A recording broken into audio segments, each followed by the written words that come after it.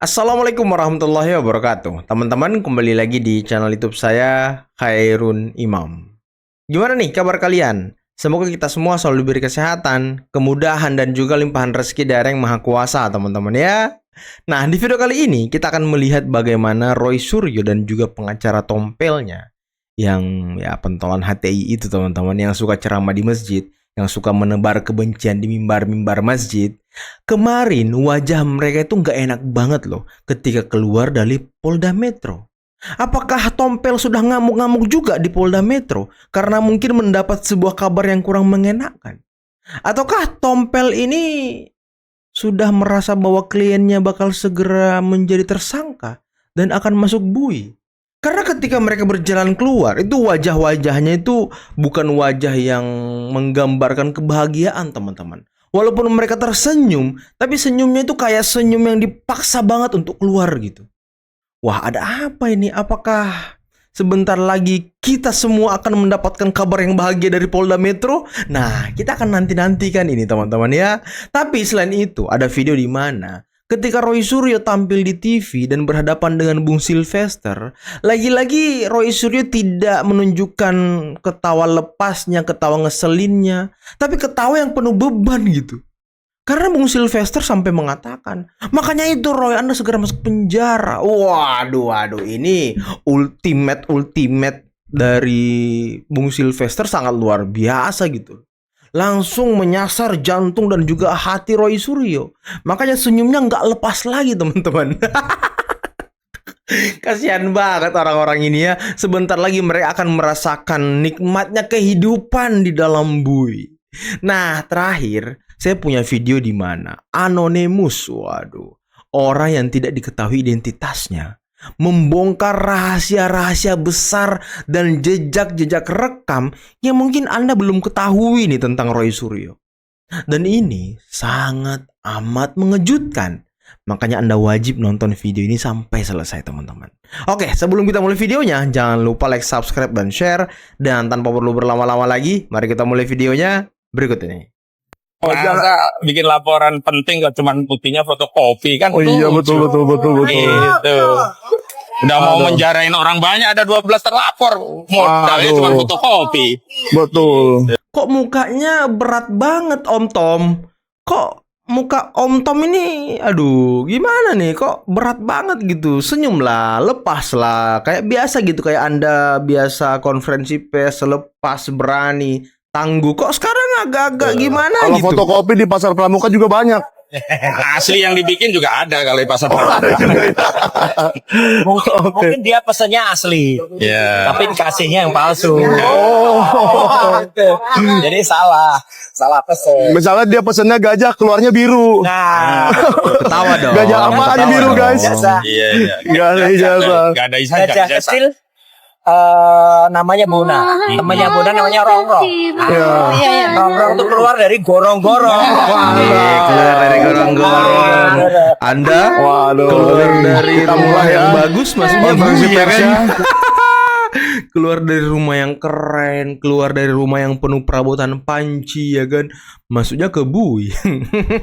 Dan tadi yang mewawancarai mereka itu Michael Sinaga, teman-teman. Kalau nggak salah namanya ya, yang punya Sentana itu, yang hostnya Sentana ya. Itu bentar lagi dia masuk bui juga tuh. Nanti kalau masuk bui jangan nangis-nangis ya. Ijazah asli itu sudah diselidiki oleh Bareskrim, bukan Anda. Anda juga nggak punya legal standing. Ada. Nggak ada. Ketawa dong, Roy. Sebagai apa legal standing Anda? Nggak ada, Mas Roy. Kami Ya. minta kampus UGM. Kok dia nggak mau bilang kami ahli, kami peneliti? Biasanya kan ngomong gitu tuh. Waduh, kok Kita mau lihat aja, TPU aja legal standingnya itu tanda tanya. Gitu loh, makanya kandas. Apalagi Anda nggak punya legal standing sama sekali. Anda juga nggak bisa meneliti itu secara hukum. Gitu loh. Anda Salah bukan itu. peneliti yang Salah besar. apa Salah namanya? besar. Orang Ada ngerti undang-undang kayak gini nih. loh, Apa? udah berkali-kali ijazah palsu ini ditolak, Mas Loh, Roy. apa? Dengar dulu. Ngerti nggak undang-undang Makanya Anda keterbukaan ini masuk informasi penjara. publik? Udah lah, gua ngomong Allah. Anda Betul, bisa nggak ngerti. bentar lagi masuk penjara si Roy, ya kan? Tadi lihat nggak senyum dia udah berat. Dia nggak berani lagi tuh ngaku ahli, ngaku peneliti. udah mulai satu persatu kabur dari background peneliti dan ahlinya teman-teman. Mulai takut mereka ini. Hasil dari ELA, error level analysis, ijazahnya Joko Widodo itu sudah ada rekayasa atau sudah ada editing. Halo saudaraku Roy Suryo, dengarkan ini baik-baik. Kami sudah muak denganmu. Beberapa bulan lalu, kami sudah mengujinya dengan alat dan metode kami sendiri. Hasilnya, sama seperti yang disampaikan Polri. Ijazah itu tidak bisa dianalisis secara sah hanya dengan screenshot internet, dan kau memutarbalikkan sains untuk memuaskan egomu. Sekarang kau kembali berulah dengan penelitian abal-abalmu menggunakan ELA error level analysis. Kau pikir kau sedang menunjukkan kebohongan? Tidak, Roy. Yang kau tunjukkan hanyalah ketidaktahuanmu tentang bagaimana digital forensik bekerja. Mari kita bahas tentang ELA. ELA error level analysis adalah metode untuk mendeteksi potensi editan pada gambar dengan cara menganalisis perbedaan tingkat kompresi di setiap area gambar JPEG. Area yang diedit biasanya memiliki tingkat kompresi berbeda dibandingkan area asli. Dengan ELA, kita akan melihat area edit akan tampak lebih terang atau berbeda pada lapisan analisis. Tapi ada satu masalah besar. Jika file gambar sudah diunggah ke media sosial, otomatis dikompresi ulang, resolusi gambar turun atau dipotong cropped, metadata hilang, algoritma kompresi JPEG menambahkan artefak baru di seluruh gambar. Akibatnya, saat ELA dijalankan, seluruh gambar memiliki error level yang seragam karena sudah direkompres oleh server sosmed. Tidak ada referensi asli dari kamera atau scanner untuk dibandingkan. Area edit kecil akan hilang dalam artefak kompresi. Kesalahan fatalmu, Roy, kau menggunakan ELA pada gambar yang sudah diunggah ke sosial media. Sampai Lalu topi merah ya memakainya kan? sebagai bukti.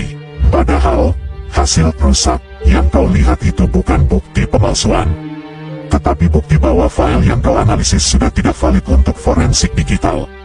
Kesimpulan yang harus publik pahami, bukan berarti ijazah itu palsu. Karena diunggah ke sosmed, gambar terkompresi ulang sehingga analisis ELA menjadi tidak relevan dan tidak dapat membuktikan apapun secara teknis. Jika ingin analisis valid, harus menggunakan file asli dari kamera atau scanner dengan metadata lengkap, bukan hasil download dari sosial media yang sudah hancur kualitasnya. Roy, kami tidak membela Jokowi. Kami tidak peduli dengan politik Jokowi, politikmu, atau panggung kalian. Kami hanya membantu Anda, Roy Suryo, untuk disadarkan dari kebodohanmu sendiri. Kami hanya peduli pada kebenaran yang bisa diuji secara teknis, dan fakta yang bisa diverifikasi. Kau bermain-main dengan ilmu gadunganmu, menipu publik dengan narasi palsu, sementara masyarakat yang tidak paham teknologi menjadi korban ketakutan dan kebingungan. Jika kau tidak berhenti, kami akan mempublikasikan semua kebodohanmu, baris demi baris, di hadapan publik, agar semua orang tahu siapa dirimu sebenarnya. Kami tidak lupa, kami tidak memaafkan. Bersiaplah. Waduh, ini Anonymous selalu turun tangan ya, membantah seluruh analisis IT ataupun digital forensik dari Roy Suryo. Dan ya ini senada dengan apa yang dikatakan oleh Bang Joshua Sinambela selaku ahli digital forensik Indonesia yang mengatakan bahwa ya file yang dianalisis oleh Roy Suryo ataupun bukti yang katanya mereka itu uji melalui ELA dan segala macam itu hasil dari media sosial yang notabene-nya sudah dikompresi oleh server media sosial, kata Anonymous tadi teman-teman ya kan. Dan menurut Profesor Kuncoro, alat bukti juga yang dianalisis oleh Roy Suryo itu tidak valid teman-teman, tidak valid sebagai bahan penelitian karena bukan objek aslinya. Nah, kecuali ELA ini misal sudah dilihat oleh Roy Suryo di media sosial, di-download sama dia, kemudian diuji ELA, terus dia bilang oh file yang di-download itu atau yang di-upload Sandi itu adalah hasil editan. Nah, mungkin lebih masuk akal ngomong gitu kali Roy. Karena kan Anda selama ini menuduh ijazah Pak Jokowi palsu hasil dari penelitian ELA yang Anda lakukan. Padahal ya penelitian yang Anda lakukan selama ini hanya mempertontonkan kebodohan Anda sebagai orang yang mengaku ahli, orang yang mengaku peneliti. Apalagi terlebih orang yang mengaku paham dan mungkin expert gitu ya kan, ahli di bidang digital forensik. Aduh, ini blunder banget ini. Ditambah lagi Rismon yang selama ini juga ngaku-ngaku sebagai ahli IT gitu. Padahal ya, terus dia bilang lulusan S3 Jepang, S2 Jepang. Padahal waduh, ijazahnya pun diragukan teman-teman ya. Ijazahnya pun diragukan teman-teman. Yang pertama adalah waktu saya melihat Jokowi di BAP di Polda, pengacaranya duduk di belakangnya, itu sangat menyedihkan. Pengacara duduk di belakang punggung daripada yang diperiksa. Terima kasih kepada Komisi 3 yang telah memberikan hak kepada tersangka ataupun terlapor ataupun saksi untuk didampingi oleh pengacara selama proses pemeriksaan baik penyelidikan maupun penyidikan. Mudah-mudahan itu tidak berubah. Nggak berubah kan Pak? Kalau perintah Pak Hotman nggak berubah, nggak kita rubah. Waduh, Ya kalau bisa diperinci lebih lanjut, karena memang itu sangat menyedihkan. Selama ini kita antar klien ke KPK, kita disuruh diduduk kayak patung di bawah. Pak Jokowi diperiksa, pengacaranya duduk di belakang. Itu sangat tidak ada harga diri. Wah, ini Bang Hotman sedang memperjuangkan RUU soal pengacara itu kalau nggak salah ya. Ini Bang Hotman keren juga nih. Dia sedih melihat pengacara Pak Jokowi duduk di belakang Pak Jokowi ketika diperiksa. Padahal harusnya menurut Bang Hotman, pengacara itu duduk berdampingan dengan kliennya gitu ya kan. Biar ya pengacara juga mendengarkan secara rinci, secara detail pertanyaan dari polisian dan seperti apa jawaban kliennya, dan biar dia bisa menganalisis dengan baik teman-teman ya, dan bisa membela kliennya ketika mendapatkan sebuah pertanyaan yang mungkin di luar konteks apa yang menjadi kasus yang bersangkutan.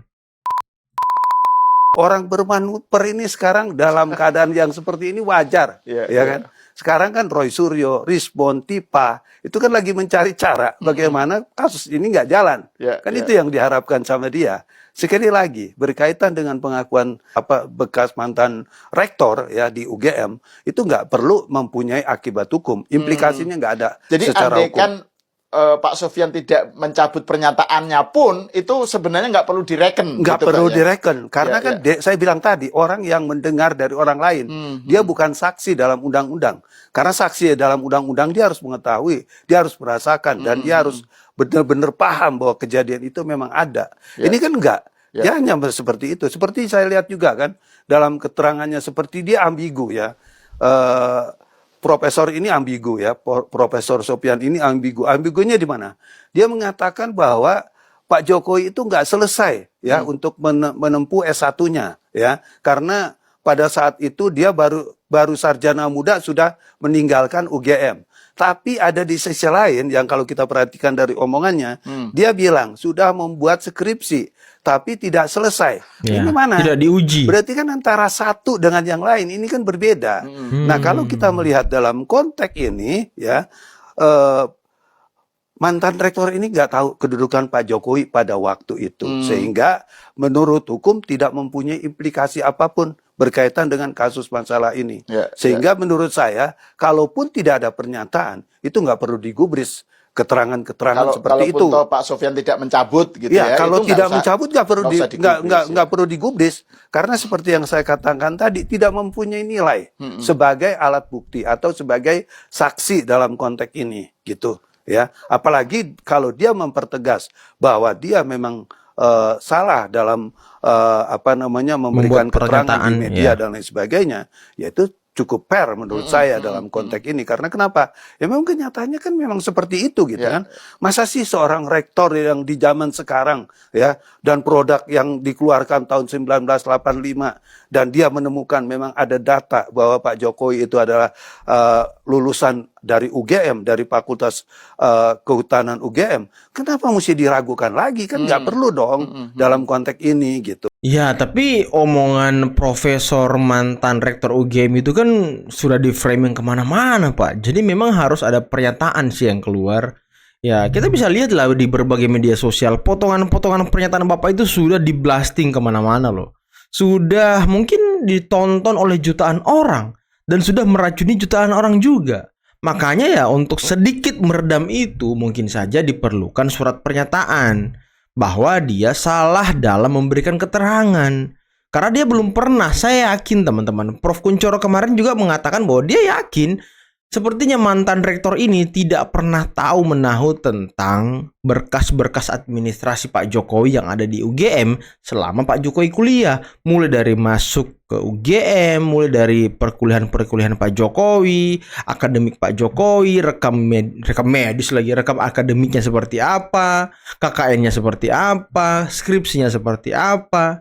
Dan menurut pakar hukum tadi, ada beberapa pernyataan yang tidak sinkron dari mantan rektor. Katanya Pak Jokowi tidak lulus S1 UGM, Fakultas Kehutanan.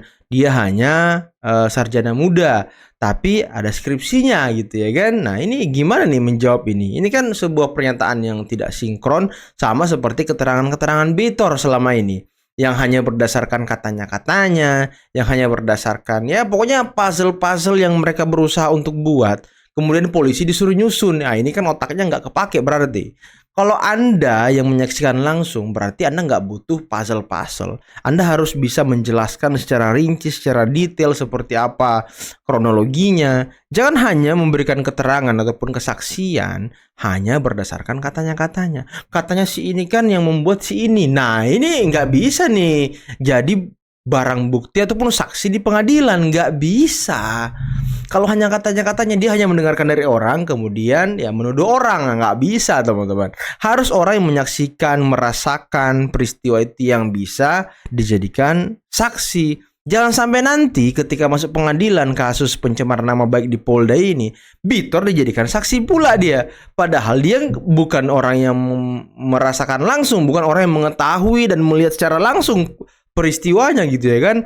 Kemudian nanti setelah Bitor mungkin kesaksiannya nggak diterima, barulah lagi teriak-teriak gerombolan Roy Suryo. Wah, ini Bitor kesaksiannya nggak dicari dan nggak diselidiki oleh Polri karena menguntungkan Jokowi karena ini. Aduh, ini kan sebuah framing-framing yang tidak masuk akal yang selalu dibuat-buat oleh mereka, teman-teman. Framing-framing yang memang disiapkan oleh mereka untuk terus merongrong pemerintah, merongrong Pak Jokowi beserta keluarganya agar hidup Pak Jokowi serta keluarganya, mungkin juga negara ini tidak baik-baik saja, teman-teman. Dan ya sepertinya tujuan mereka sih seperti itu. Kita juga nggak tahu, teman-teman ya.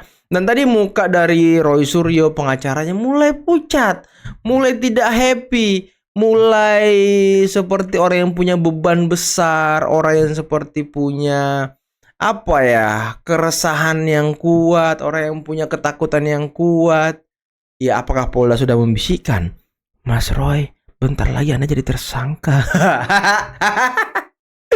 Aduh. Tapi itu yang kita harapkan, teman-teman ya. Semoga sebentar lagi mereka ini masuk bui, biar nggak ada lagi yang bikin gaduh. Oke lah teman-teman, mungkin cukup sekian dulu video kali ini. Jangan lupa like, subscribe, dan share videonya. Akhir kata, billahi taufiq wal hidayah. Wassalamualaikum warahmatullahi wabarakatuh. Bye-bye.